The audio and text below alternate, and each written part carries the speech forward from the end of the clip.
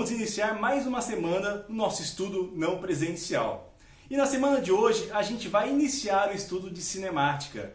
Vamos começar com alguns conceitos fundamentais e vamos finalizar com a equação de velocidade média. Vamos começar?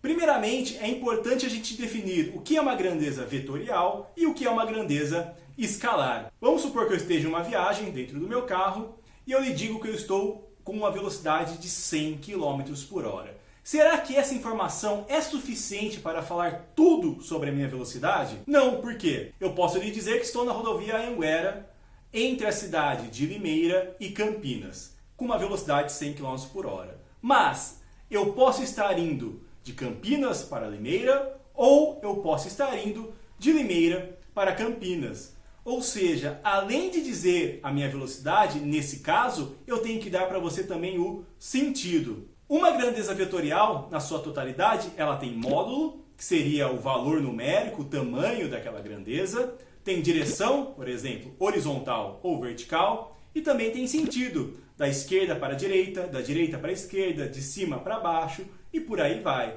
Então, velocidade, força são exemplos de grandezas vetoriais. E a grandeza escalar? Para essa grandeza, basta eu dizer o módulo e a unidade.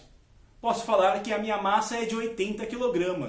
Eu não preciso dar mais nenhuma informação sobre a minha massa. 80 kg basta para descrevê-la, ou seja, o módulo e a unidade. Outro exemplo é a temperatura. Posso dizer que a temperatura hoje é de 25 graus Celsius. Não preciso de mais nenhuma informação para essa grandeza. Então essa é a grande diferença entre as grandezas vetoriais e as grandezas escalares. Vamos agora para alguns conceitos que iremos utilizar em cinemática. Na cinemática, nós vamos estudar o movimento dos corpos, mas nós não vamos nos preocupar com o que está causando esse movimento. Muitas vezes, durante esse estudo, a dimensão do corpo não vai ser importante para a gente. Por exemplo, se eu estiver analisando a viagem de um carro que vai de Rio Claro até Marília, que tem uma distância aproximada de 300 km, o tamanho do carro, que é mais ou menos 4 metros, ele influencia se comparado ao tamanho do percurso? Não. Ou seja, a dimensão do meu veículo ali ela é desprezível em relação à trajetória ou fenômeno como um todo. Na cinemática, muitas vezes a gente vai trabalhar com o conceito de ponto material, que é o que a gente acabou de comentar, que é quando a dimensão desse objeto ela é desprezível se comparado à extensão do movimento. Muitas vezes no exercício você vai escutar a palavra móvel. Um móvel percorre uma distância de 20 metros, um móvel inicia o seu movimento do repouso. Por que isso? Porque nós não vamos estar preocupados com o que está se movimentando, se é um carro, se é uma moto ou se é um caminhão. Por isso a gente vai chamar tudo isso de móvel, então não se assuste se escutar esse nome.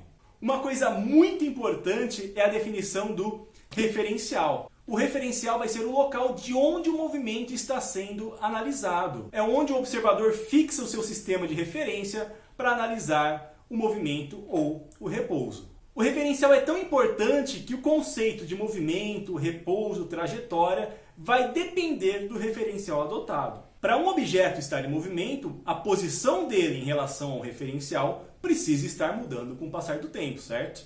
Então vamos agora ao exemplo. Eu tenho aquele carro com uma pessoa lá dentro, dirigindo com uma velocidade constante, e uma outra pessoa ali parado, por exemplo, num ponto de ônibus. Note que conforme esse carro vai se movimentando, para a pessoa que está dentro do carro, a posição e a distância daquele observador que está parado no ponto de ônibus está mudando com o passar do tempo. Pode parecer estranho. Para a pessoa que está dentro do carro, aquela pessoa no ponto de ônibus está se movimentando, já que a sua posição varia com o passar do tempo. Se a pessoa que está ao lado do ponto de ônibus está se movimentando em relação ao carro, quer dizer que o carro também está se movimentando em relação à pessoa que está ali no ponto de ônibus. Porque a todo instante a posição do carro varia em relação àquela pessoa esperando ali. Mas se a gente analisar o movimento desse carro, pegando como referencial o próprio carro, imagine ali o volante do carro.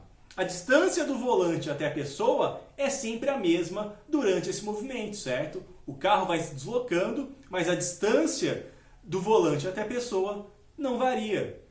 Com isso, pode parecer estranho, mas a pessoa em relação ao carro está em repouso. Por isso que para definir se algo está em movimento ou está em repouso, vai depender sempre do referencial adotado. Podemos também definir a trajetória que um corpo vai fazer, que nada mais é que o caminho que ele está percorrendo, mas a trajetória também depende do referencial adotado. Vamos fazer um experimento mental aqui. Imagine que você esteja dentro de um ônibus com uma velocidade constante em um movimento retilíneo, ou seja, em linha reta, e você tem um objeto na sua mão, por exemplo, uma chave. Você pega essa chave, enquanto o ônibus vai se movimentando, e joga essa chave para cima.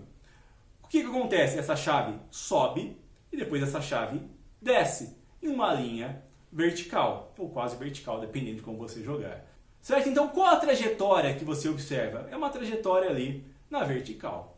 Mas e se uma pessoa parada ao lado de uma árvore estiver analisando esse mesmo movimento? Além de observar o movimento da chave indo para cima, ela também está observando o movimento do ônibus indo para frente. Ou seja, conforme a chave vai subindo, ela também vai se deslocando, por exemplo, para a direita. Então, ela sobe e vai se mexendo, sobe e vai se mexendo. A trajetória que um observador fora do ônibus observa vai ser uma parábola. Do mesmo modo que para definir se um corpo está em repouso ou em movimento, para definir a trajetória que um corpo percorreu, vai depender também de qual referencial está analisando aquele movimento. Para a gente poder entrar na parte de velocidade média, é importante nós definirmos deslocamento. Vamos imaginar 3 cidades: Campinas, Limeira e Rio Claro. A distância de Campinas até Limeira é aproximadamente 50 km e de Limeira até Rio Claro aproximadamente também 50 km. Então, se eu saio de Campinas, vou até Rio Claro e depois retorno até Limeira, qual é a distância percorrida? A distância percorrida vai ser 50, ou seja, de Campinas até Limeira, depois mais 50 de Limeira até Rio Claro, depois mais 50 de Rio Claro até Limeira. Sendo assim, a distância percorrida foi de 150 quilômetros. Mas na física a gente vai trabalhar com o conceito de deslocamento. No deslocamento me interessa o espaço inicial e o espaço final. Vamos imaginar essas 3 cidades em uma linha reta, só para facilitar, colocar Campinas no espaço 0, colocar Limeira no espaço 50, colocar Rio Claro no espaço 100. Então nós vimos que a distância percorrida, se sair de Campinas, for até Rio Claro e voltar para Limeira, é de 150 km. Mas o deslocamento sofrido pelo móvel é o espaço final menos o espaço inicial. Ele iniciou o seu movimento em Campinas e terminou o seu movimento em Limeira. Não importa se ele foi até Rio Claro. O deslocamento sofrido nesse caso vai ser 50 menos 0, ou seja, 50 km. O deslocamento ele é um vetor, então é uma reta que vai unir o ponto inicial até o ponto final. Definido o conceito de deslocamento, a gente pode falar sobre velocidade média. Voltando àquela viagem entre Campinas e Rio Claro. Quando eu inicio a minha viagem, a minha velocidade inicial é 0. Eu aumento a minha velocidade até chegar ao limite da via, 100 km por hora. Vai chegar um pedágio, eu tenho que diminuir a velocidade, depois volto a aumentar, diminui devido ao trânsito. Ou seja, a minha velocidade vai variando conforme o movimento. E vamos supor que essa viagem de Campinas até Rio Claro, que tem uma distância aproximada de 100 km, durou 1 hora. O que seria a velocidade média? A velocidade média seria uma velocidade constante, que eu manteria do início até o final do movimento, e eu ainda demoraria 1 hora para realizar essa viagem. A velocidade média ela pode ser calculada com deslocamento dividido pelo intervalo de tempo que demorou para ser realizada essa viagem. Nesse caso, o deslocamento total foi de 100 km e a duração foi de 1 hora. Logo, a velocidade média é de 100 km por hora. Ou seja, se eu mantivesse essa velocidade durante todo o trajeto, eu também demoraria 1 hora para fazer essa viagem. Note que aqui eu trabalhei com um deslocamento em quilômetros, o tempo em horas, logo a velocidade média deu quilômetros por hora. Esse é o sistema usual de unidades. Mas na física a gente acaba trabalhando mais com o sistema internacional de unidades. Nesse sistema, o deslocamento é trabalhado em metros, o tempo é trabalhado em segundos, logo a velocidade é metros por segundo. E como a gente pode fazer a transformação entre quilômetros por hora e metros por segundo? Se eu tenho uma velocidade em quilômetros por hora e quero transformar para metros por segundo, eu divido por 3,6. Agora, se eu tenho uma velocidade em metros por segundo e quero transformar para quilômetros por hora, eu multiplico por 3,6.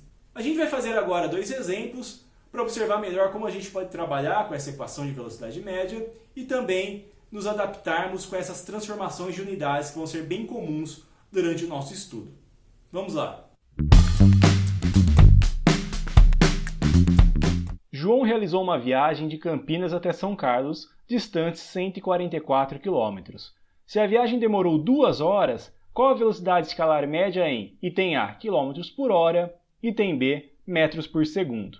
Como dado, o exercício deu pra gente o deslocamento sofrido, a duração da viagem e ele quer saber a velocidade média, tanto em quilômetros por hora quanto em metros por segundo. Vamos lá. A velocidade média é dada pelo deslocamento dividido pelo tempo, substituindo os valores, 144 km dividido por 2 horas.